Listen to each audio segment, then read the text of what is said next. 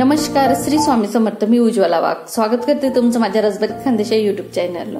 तर आज आपण कटोरल्याची भाजी पाहणार आहोत. आमच्या धुळे जिल्ह्यात हे कटोरलेच बोलले जातात. वेगवेगळ्या भागात वेगवेगळे नाव आहे. कोणी कंटोला बोलतं तर कोणी कंटोरले बोलतं. तर त्याची भाजी सीझन मध्ये 2-3 वेळेस तरी तुम्ही खायला पाहिजे. व्हेजिटेबल्स महत्वाचे असतात, पण काही काही व्हेजिटेबल्स असे असतात दुर्मिळ की ते भेटत नाही. तसे त्याच्यातले हे कंटोरले कुठे भेटले तर भेटले, नाही तर नाही भेटत ते मार्केटमध्ये.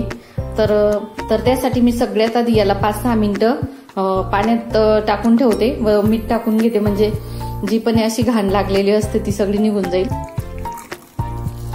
तर हे बघा, बुडत्या पाण्यात मी टाकून ठेवते, कारण ती जंगलामधून आणलेलं राहतं म्हणून त्याच्यावर काही काही फिरत असेल किंवा चिखल वगैरे अजून काही लागू शकतं.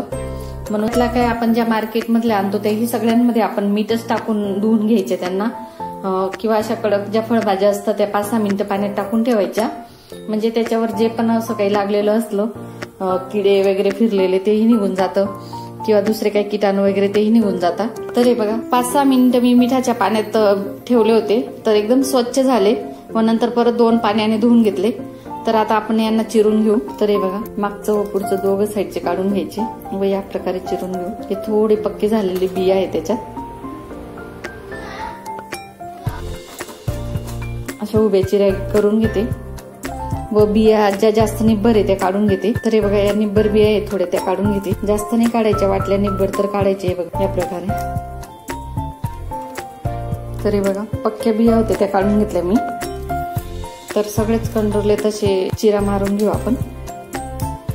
ते मार्केट मधून आणल्यावर लगेच करायचे, पण गणपतीच्या याच्यात माझ्याकडनं राहून गेले ते 2 दिवस फ्रीज मध्ये, म्हणून थोडे पक्के सारखे झाले. तर हे छान आहे. तर बघा, या प्रकारे मी सगळे चिरून घेते, असे उभे चिरा मारून. पक्के असले त्यांच्या बिया काढते, जे असे कवळे असले ते छान येते तसेच राहू देते. छान कट करून घेतले व बिया वगैरे जे जास्त निब्बर होते त्यांच्या बिया वगैरे काढून घेतल्या व असे एका कटोरल्याचे 4 भाग करून घेतले. बाकी छान असे कवळे होते. व इकडे एक मोठा कांदा चिरून घेतला, इकडे लसणाच्या पाकळ्या. बाकी मसाले आपण बनवताना ऍड करू. तर सगळ्यात आधी मी कढईमध्ये तेल टाकून, तर हे बाई, इकडे 5-6 टेबलस्पून मी तेल घालून घेतलं.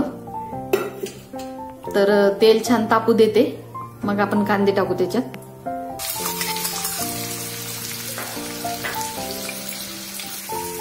कांदे फ्राय होईपर्यंत मी एका साईडला लसण जिरे बारीक करून घेतले. तर हे बघा, जिरे लसण टाकून घेतलं आपण. एक मोठा चम्मच धना पावडर, हळद. आता हे कटोरले टाकून घेते मी. तर लाल मिरची पावडर आणि मीठ आपण नंतर घालू. तर हे बघा, छान मिक्स करून घ्यायचे. छान हळदीचा कलर येऊन जातो मग. हे बघा, तर मीठ पण मी नंतर घालणार आहे व आता पाणी न घालता झाकून घेते, कारण मीठ घातल्याने वातड होऊन जातील ते व बिना पाण्याचे शिजणार नाही. मग 5 मिनिटं होऊ देते मी मंद. तर हे बघा, 5 मिनिटं झाले. आता पाहू आपण शिजले की काय. तर अजिबात वाफ काढले नाही त्याची. 5 मिनिटं तसंच राहू दिलं मी झाकलेलं. 5 मिनिटं झाले, अर्धवट शिजले आपले कटोरले. तर आता मी या स्टेपवरती मीठ व लाल तिखट वगैरे टाकून घेतो, जे साधं आपलं लाल तिखट टेस्ट येण्यासाठी तिखट ते. व इकडे घालून घेते मी अर्धा चम्मच काश्मीरी मिरची पावडर.